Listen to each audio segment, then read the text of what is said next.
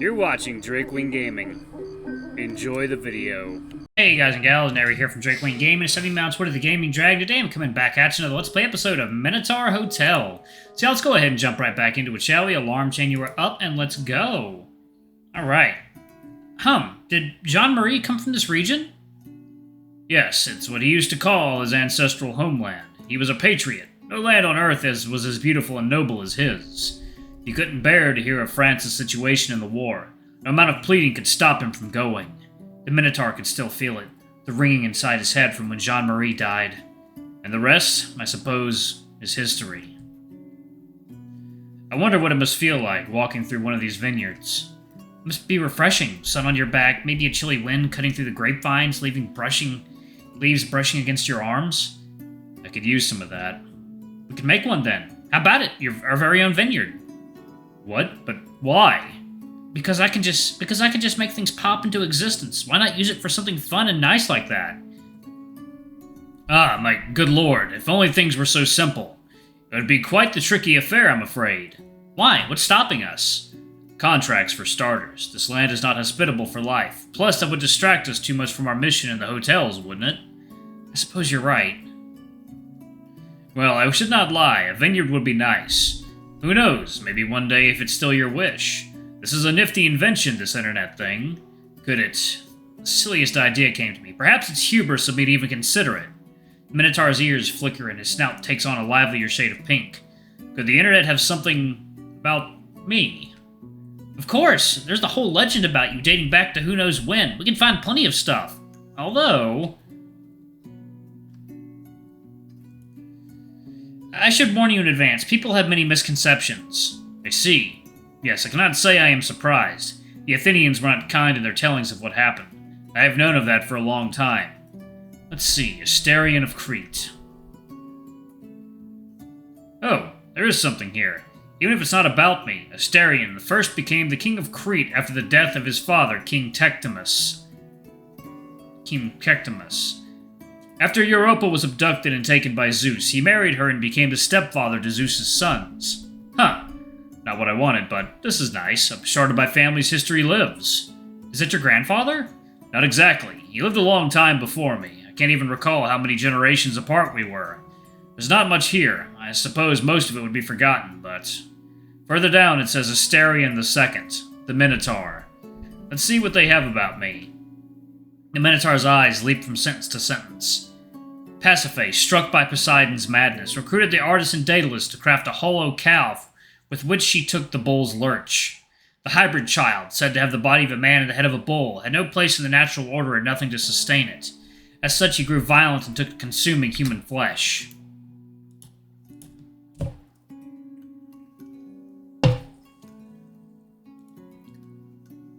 King Minos commanded Athens to send youths as tribute to feed him. 7 youths, among which was Theseus, heir to Athens' throne. Ariadne, the Minotaur's sister, became enraptured by the Athenian hero and confided to him the secret that the labyrinth could be conquered with a ball of yarn. With Ariadne's assistance, Theseus solved it and vanquished the Minotaur. He escaped Crete with the princess, but abandoned her in the island of Naxos, where it is believed she either met her end or was kidnapped by Dionysus. In the aftermath of the Minotaur's death, Crete fell from its hegemonic position over the Mediterranean.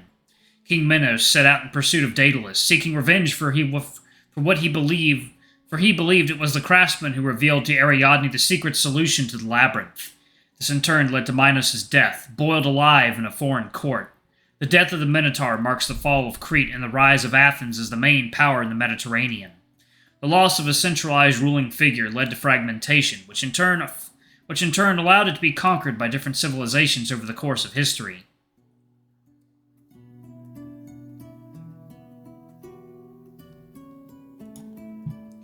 If you'd like to hear a word of caution, not everything you'll find online is true. I imagine that can be distressing, seeing yourself misrepresented. You're not at all like the legend says. It's an outright slander. We both know better. You're kind, hardworking, and very important to the hotel and to the people here. That's the truth that matters. That said, it might be for the best if you don't focus too much on what the internet says about you. There are better things for you to search about. The Minotaur draws a breath, holding himself back from coughing. It's fine. Nothing I didn't know already. The Athenians were not kind in their telling of the tale. We have our own version of the story now. That won't matter. Well, I was thinking of going down to the lounge. If I recall correctly, there are some leftovers from last night we could eat. If you want, you can stay here and keep browsing the internet. Does that sound good? The Minotaur's fingertips were ice cold. His hooves radiated a dull pain that crawled all the way up to the top of his horns. He drew a breath. His fingers curled on the device's surface. His ears went numb as a streak of cold sweat wrapped down his back. Yes, I'll be fine. Thank you, sir. See you soon, Asterion. The Minotaur closed his eyes and recalled it all. The dozens, perhaps hundreds of retellings he had heard from across centuries. Each one more horrible than the previous, so often revolving around that fundamental misinformation that he had been a cannibal. Such a life-changing lie. And yet there was something comforting in the simple fact that, cannibalism aside, what he read was exactly what he expected. See you soon, my lord.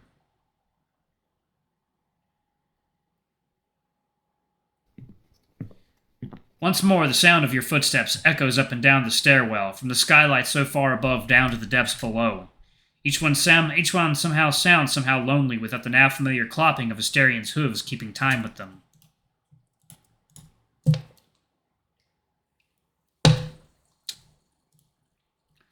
There is a low, humming, murmuring voice just above and behind your shoulder. No massive body brushing against your side and then pulling away after lingering for the briefest moment. There's no conversation, or even companionable silence. There's just you and the staircase. As you take the steps down, your mind drifts back to the night before, to the celebration of the hotel's revival, to Asterion's concert, to the embrace you had shared with the Minotaur before he mounted the stage, and the banter between the two of you while returning to your chambers when the night had grown late. You poke your head into the lobby, checking for any early morning arrivals. When you're met only with silence and solitude, you make your way towards the light and life, as hungover and heavy-handed as it may be, of the lounge. The pair of South American workers are huddled over the same table in the corner they had occupied the night before, both men nursing a tall glass of hair of the dog. A few of the newer arrivals are scattered here and there, still shooting occasional sideways glances toward the boisterous Griffin manning the bar counter. And Luke himself chatters away to Coda, while the dragon picks at his breakfast with dainty precision. So anyway, what you think? It could be pretty dang fun, huh? Perhaps. Come on, Blue Boy, a little music, a little stargazing, I can make us some snacks. Oh, you ever try a pickle pop? I make 'em big enough and you can even lick 'em pretty much all night long. Was that an innuendo? You want it to be? The Griffin tries to keep a straight face, but struggles as the seconds tick away. He finally bursts into a fit of giggling while Coda rolls his eyes. But seriously, pretty much everything's a lot more fun when you do it with someone else. No funny business, I promise. Just two men appreciating the beauty of the night sky together. Wouldn't you rather spend the time with one of your trysts? Yes, stuff like that never lasts as long as you want it to. Luke's gaze darts over to the South American workers in the corner, and a wistful sigh escapes his beak. Come on, please. I promise I'll make it worth your while. We can even get Alexios and Asterion along for the ride. Make it a real get-together. What's this about now? The pair looks over to you when you speak up. You move to take the stool next to Coda. The dragon wipes his mouth with his napkin and gives you a small nod of greeting. Oh, morning, boss man. Was just telling Coda here about a little idea I had to go out stargazing. Huh, what brought this on? The Griffin rubs at the back of his head. I don't know, it's something I used to do all the time back when I was a kid, and I guess I've just been itching for it. Don't get me wrong, running this joint's the most fun I've had in years. But I ain't no spring chicken, so even I need to take a break sometimes, you know? Between cooking and cleaning and trying to figure out where the shit's disappearing to, a guy can get pretty damn worn out. So, you know. Disappearing?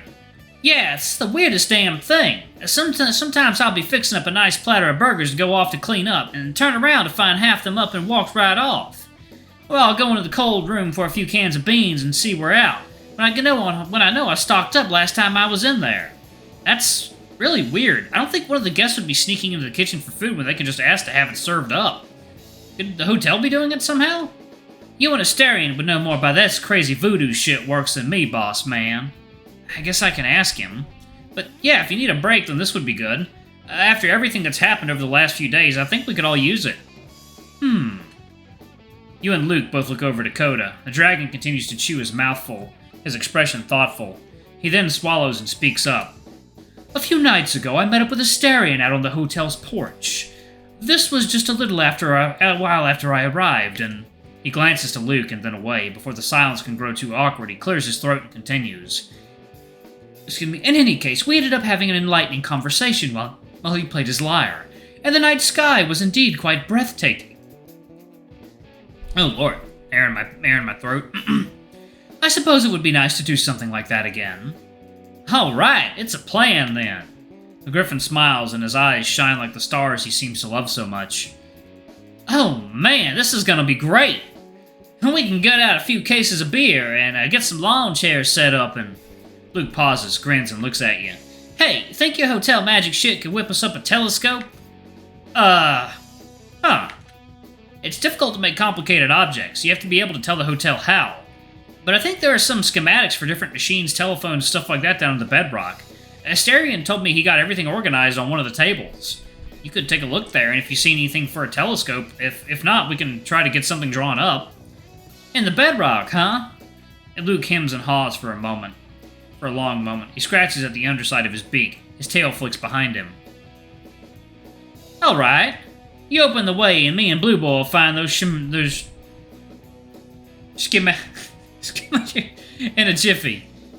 Excuse me? Me? Well, yeah, 2 pairs of eyes will find what we're looking for faster than one, right? The dragon looks to you, and you give him a helpless shrug in return. Luke's right, and even if Coda doesn't want to admit it, all 3 of you know it. You're going to pester me until I say yes, aren't you? Yep. In the face of the Griffin's shameless smile, Coda can only sigh, shake his head, and resign himself to his fate. Very well, I suppose we should make our way down sooner rather than later, yes? Hey, listen, before you do, can I tell you 2 something? You glance around, and then gesture the dragon and Griffin in close. It's about Asterion. Is everything alright? I think so, it's just... Coda and Luke wait for you to gather your thoughts. You weigh each word before you speak, trying to decide how much to tell them. There you go. How much you have the right to tell them. He's been through a lot. You remember how the hotel was when we're just reopening, right? The Griffin nods. His expression drops into something that could almost be called serious.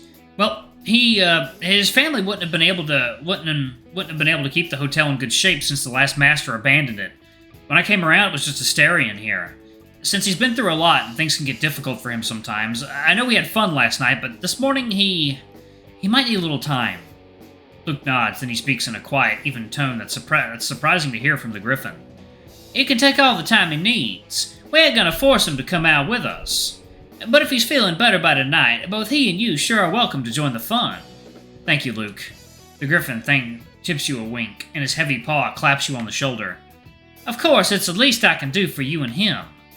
So, shall we? Yes. Right. With that said and done, the 3 of you break your huddle. You open the passage to the bedrock for them, humming just like Asterion taught you. After seeing the Griffin and Dragon off, you resolve to check in on what else needs to be done. The hotel is alive once more, and it is the Master's duty to take care of the guests who pass through its open doors. But first, breakfast. The Griffin and Dragon make their way down the winding stone hallway, their footsteps echoing the silence surrounding them, rushing ahead into the labyrinthine depths awaiting the pair. So, back here again. Silence falls again, a stifling blanket that engulfs the pair. Just when it starts to become unbearable, it's broken by a low, reedy whining sound. Alright, y'all, I'm going to pause it right there. Thank you all so much for watching. Don't forget to like, comment, subscribe, ring that notification bell, and check out our Patreon if you can. It always helps. Before I go, I'm going to give a quick shout out to our lovely bronze tier patrons. Thank you all for all you do for the channel. We greatly appreciate your support. Thank you to our silver tier patron, Cade Silverman. Thank you for going a bit above and beyond. It's greatly appreciated. Thank you to our gold tier patron, Teresum Guy. You're awesome. We love you. Thank you for subbing to Ultimate Tier. Anyway, if y'all want to get your names in the credits, get access to all of our Not Safe for Work contents as little as $5. Alrighty, I love you all, and I'll see y'all in the next video. Bye-bye!